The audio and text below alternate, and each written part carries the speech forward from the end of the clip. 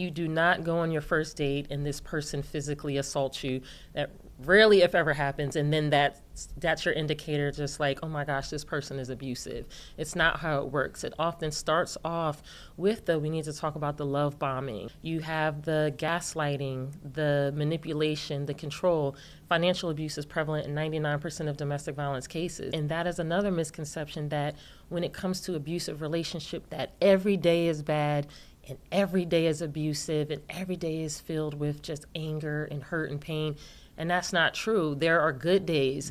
There's the inside jokes. There's the funny moments. There's times when you've been there for each other. The most dangerous time for a victim of domestic violence is when they're trying to leave or have recently left. That is the highest chance of lethality. It nearly doubles. And when you have lack of resources, whether that's financial, whether that's shelter, housing, whether it's childcare, medical coverage, or anything along those lines, it's really so difficult. And I'm not saying that just as an advocate or specialist, but as a survivor myself. So the first thing to do is to listen without judgment, respect what they're telling you.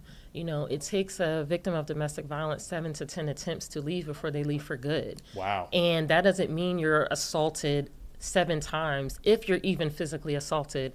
But that doesn't mean you're assaulted 7 times and then you say, you know what, well, it's about time for me to go. You could have been assaulted in this abusive relationship, verbally, emotionally, sexually, financially, whichever, for a year or two before you make the first attempt. I've talked to kids in abusive relationships, and those are elderly, 70 plus years old, who are in abusive relationships as well.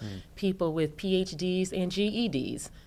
So it literally knows no zip code. It doesn't care what's in your bank account. It doesn't care where you live.